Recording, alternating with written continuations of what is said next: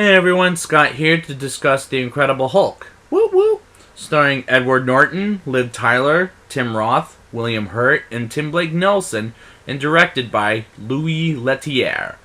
Now before I get into this movie, I remember how excited I was to see this movie because number one, it's the Hulk, and number two, after Iron Man, we'll see how the Hulk does. So let's get into it. I love the opening credits of this movie. It felt like the Incredible Hulk TV show from the 1970s. And that was Louis Leterrier's vision of this movie because he loves the TV show. And I thought that was a smart move by the movie's director. Bruce Banner being played by Edward Norton, who I always thought is a really good actor, but rumor has it that he wrote the screenplay and wanted to make this movie at least almost 3 hours long, but Marvel Studios made it the right length at 1 hour and 51 minutes. His character is hiding in Brazil when we first see him, and he tries to cure himself from the Hulk, but his DNA fights the cure off, while with a little help of a friend he chats with online named Mr. Blue, and I will talk about Mr. Blue a little later. I like those moments of the film. Emil Blonsky, who is born in Russia, but it sounds like he's from England though, and is played by Tim Roth, which, is Roth from England? Yeah, I think he is. First of all, and second of all, am I the only one who thinks Tim Roth is not using an accent? Because that's a failure. Just to use just use an accent. So whatever. You know, if I were you, Mr. Leterrier, have Tim Roth use an accent. But I do like Tim Roth as an actor from the Quentin Tarantino films, which I'll get to one day. And I've reviewed him before in the Tim Burton version of Planet of the Apes. But either use that freaking accent or don't hire Tim Roth as a Russian. William Hurt as General Ross kind of depresses me, to be honest. Especially in Captain America Civil War later in the series. But here, he's more depressing to see as General Ross in my opinion. And again, that was a poor casting choice.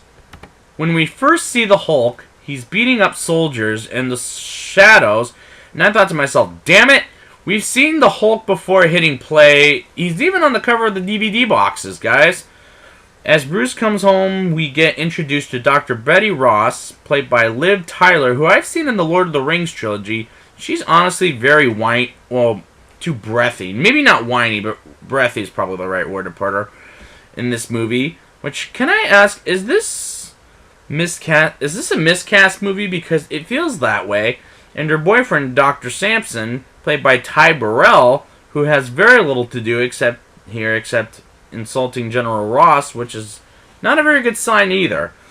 I like the cameo of Lou Ferrigno because is there usually a muscle guy eating pizza as Edward Norton gives it to you?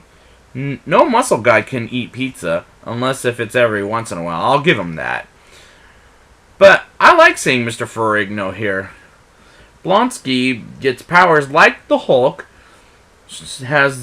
and when he runs to get Banner, I was like, damn, he's a fast runner. What is General Ross giving him to make him run so damn fast? The second time we see the Hulk, he fights their army outside on the grass in Culver University, and getting Blonsky injured and into the hospital was like, ouch, that's gotta hurt. But it was a badass of the Hulk to just beat his ass. But the fight was like the Hulk wins, the army loses. Yeah. But that fight felt very satisfying. Banner and Betty go to New York to meet Mr. Blue, a.k.a. Samuel Stearns. Now played by Tim Blake Nelson, who I feel really bad for because he'll never become the villain he wanted to be in the comic book movies. First off, the Fantastic Four, that remake that nobody liked except me,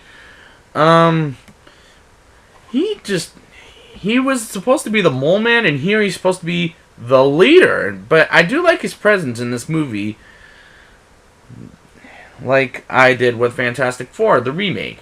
When Stearns helps Blonsky turn into this Russian Hulk called the Abomination, I couldn't help but see Stearns' brain getting bigger to become the leader, who's one of the Hulk's villains.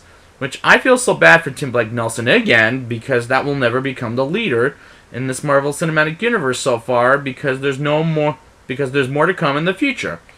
I love the way the Abomination terrorizes New York with this brute strength, and Bruce becomes the Hulk one last time in this movie. And the fight between the Hulk and the Abomination was probably the best fight in this whole movie. Even the way the Hulk uses a police car to beat the Abomination's ass, like boxing gloves. And that whole helicopter being brought down by the Abomination in the final section, and the Hulk chokes and almost kills the Abomination, but Betty stops himself, and the Hulk goes on a hideout once more until the Avengers Initiative. We get one more scene, by the way, folks, of General Ross with Robert Downey Jr. as Tony Stark, telling General Ross about putting a team together with Nick Fury, and I love that cameo on the final scene of the movie. It was just great. Now it's time for the rating. I'll give this movie a 7.3 out of 10. This may not be as good as Iron Man, sure, but it is better than the Ang Lee version with a much better characters. Bunch of much better characters, by the way. But not a great cast, but this may be the best solo Hulk movie yet, until we get to Avengers. So I'd like to thank you guys for joining me, and next week I will be back with Iron Man 2. And before I say goodbye, thanks for watching. I hope you enjoyed it. Please be sure to subscribe, watch some more videos, and please leave a positive comment in the bottom if you can. And until next time, Avengers Assemble!